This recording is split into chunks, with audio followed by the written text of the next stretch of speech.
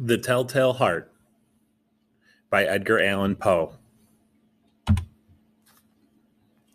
True. Nervous. Very, very dreadfully nervous I had been and am, but why will you say that I am mad? The disease has sharpened my senses, not destroyed, not dulled them. Above all was the sense of hearing acute. I heard all things in the heaven and in the earth. I heard many things in hell. How, then, am I mad? Hearken and observe how healthily, how calmly I can tell you the whole story. It is impossible to say how first the idea entered my brain, but once conceived, it haunted me day and night. Object there was none. Passion there was none. I loved the old man. He had never wronged me. He had never given me insult. For his gold I had no desire. I think it was his eye.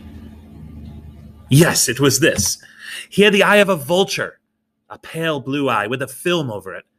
Whenever it fell upon me, my blood ran cold, and so by degrees, very gradually, I made up my mind to take the life of the old man, and thus rid myself of the eye forever.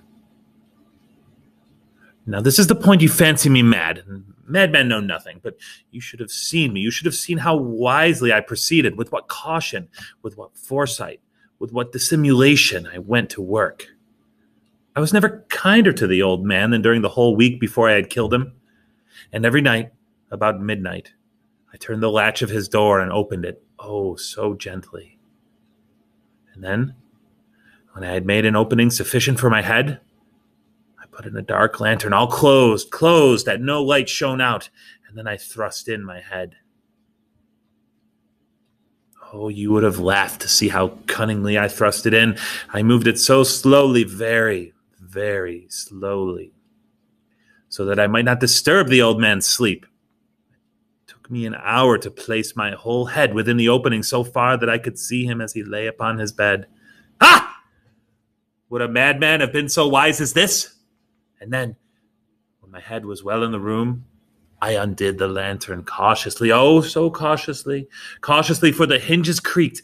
I undid it just so much that a single thin ray fell upon the vulture eye. And this I did for 7 long nights, every night just at midnight. But I found the eye was always closed, and so it was impossible to do the work, for it was not the old man who vexed me, but his evil eye. And every morning when the day broke, I went boldly into the chamber and spoke courageously to him, calling him by name in a hearty tone, and inquiring how he passed the night. So you see, he would have been a very profound old man indeed to suspect that every night, just at 12, I looked in upon him while he slept. Upon the 8th night, I was more than usually cautious in opening the door. A watch's minute hand moves more quickly than did mine. Never before that night had I felt the extent of my own powers, my sagacity. I could scarcely contain my feelings of triumph to think that there I was, opening the door, little by little, and he not even to dream of my secret deeds or thoughts. I fairly chuckled at the idea, and perhaps he heard me, for he moved on the bed suddenly as if startled. Now you may think that I drew back, but no. His room was as black as pitch with the thick darkness, for the shutters were closed, fastened through fear of robbers. So I knew that he could not see the opening of the door, and I kept pushing it on, steadily. I had my head in, and was about to open the lantern when my thumb slipped upon the tin fastening, and the old man sprang up, crying out, "Who's there?" I kept quite still and said nothing. For a whole hour I did not move a muscle, and in the meantime I did not hear him lie down. He was still sitting up in the bed listening, just as I have done night after night, hearkening to the death watches in the wall. Presently I heard a slight groan, and I knew it was the groan of mortal terror. It was not a groan of pain or grief, oh no. It was the low, stifled sound that arises from the bottom of the soul when overcharged with awe. I knew the sound well. Many a night, just at midnight, when all the world slept, it has welled up from my own bosom, deepening with its dreadful echo the terrors that distracted me. I say I knew it well. I knew what the old man felt, and I pitied him, although I chuckled at heart. I knew that he had been lying awake ever since the first light noise when he had turned into the bed. His fears had been ever since growing upon him. He had been trying to fancy them causeless, but could not. He had been saying to himself, "It's nothing but the wind in the chimney, or it's only a mouse crossing the floor, or it's merely a cricket which has made a single chirp." Yes, he had been trying to comfort himself with these suppositions, but he had found all in vain, because death in approaching him had stalked with his black shadow before him and enveloped the victim. And it was the mournful influence of the unperceived shadow that caused him to feel, although he never saw nor heard, to feel the presence of my head within the room. When I had waited a long time, very patiently, without hearing him lie down, I resolved to open a very, very little crevice in the lantern. So I opened it.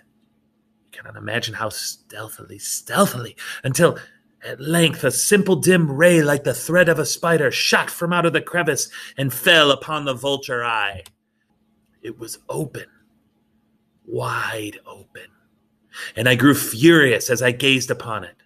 I saw it with perfect distinctness, all dull blue, with a hideous veil over it that chilled the very marrow in my bones.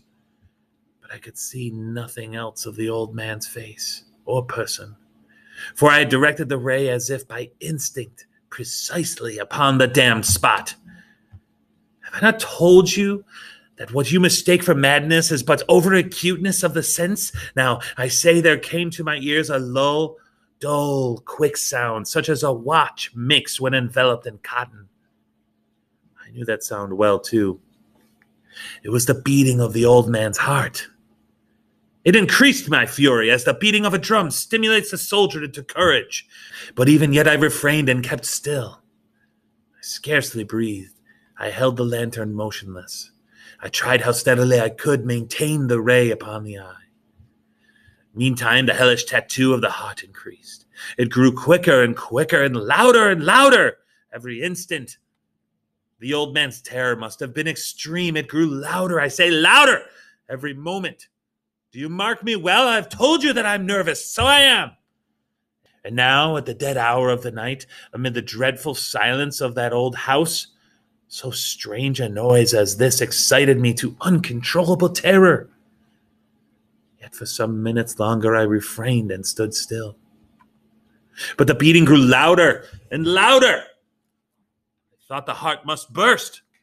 And now a new anxiety seized me. The sound would be heard by a neighbor. The old man's hour had come, and with a loud yell I threw open the lantern and leaped into the room. He shrieked once, only once. In an instant I dragged him to the floor and pulled the heavy bed over him. Then smiled gaily to find the deed so far done. But for many minutes the heart beat on with a muffled sound. This, however, did not vex me. It would not be heard through the wall. At length it ceased. The old man was dead. I removed the bed and examined the corpse. Yes, he was stone dead. I placed my hand upon the heart and held it there many minutes. There was no pulsation. He was stone dead. His eye would trouble me no more. If you still think me mad, you will think so no longer when I describe the wise precautions I took for the concealment of the body. The night waned, and I worked hastily but in silence. First of all, I dismembered the corpse. I cut off the head and the arms and the legs. Then I took up 3 planks from the flooring of the chamber and deposited it all between the scantlings. I then replaced the board so cleverly, so cunningly, that no human eye, not even his, could have detected anything wrong.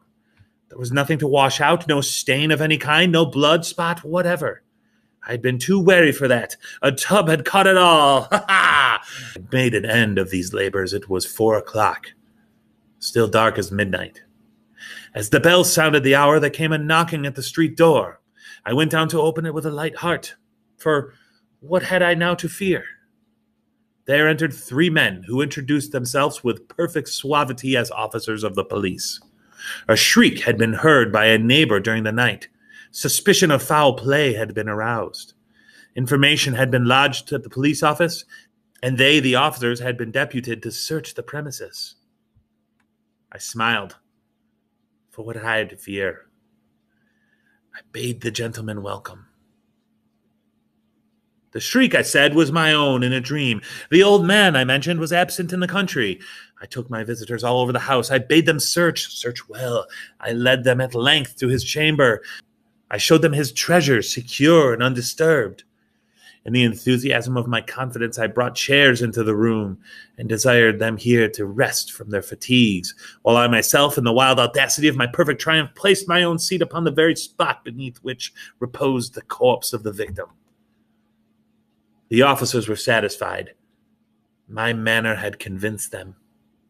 I was singularly at ease. They sat. While I answered cheerily, they chatted of familiar things, but ere long I felt myself getting pale and wished them gone. My head ached, and I fancied a ringing in my ears, but still they sat and still chatted. The ringing became more distinct. It continued, it became more distinct. Talked more freely to get rid of the feeling, but it continued and gained definiteness until, at length, I found that the noise was not within my ears. No doubt I now grew very pale, but I talked more fluently and with a heightened voice, and yet the sound increased, and what could I do? It was a low, dull, quick sound, much such a sound as a watch makes when enveloped in cotton. I grasped for a breath, and yet the officers heard it not. I talked more quickly, more vehemently, but the noise steadily increased. I arose and argued about trifles in a high key and with violent gesticulations, but the noise steadily increased. Why would they not be gone? I paced the floor to and fro with heavy strides, as if excited to fury by the observation of the men, but the noise steadily increased. Oh God, what could I do? I foamed, I raved, I swore. I swung the chair upon which I had been sitting and grated it upon the boards, but the noise arose over all and continually increased. It grew louder and louder and louder. And still the men chatted pleasantly and smiled. Was it possible they heard not? Almighty God, no. No, they heard. They suspected. They knew. They were making a mockery of my horror. This I thought, and this I think. But anything was better than this agony. Anything was more tolerable than this derision. I could bear those hypocritical smiles no longer. I felt that I must scream or die. And now, again, hark! They knew. Louder, louder, louder, louder! Villains! Dissemble no more. I admit the deed. Tear up the planks here and here. It is the beating of his hideous heart.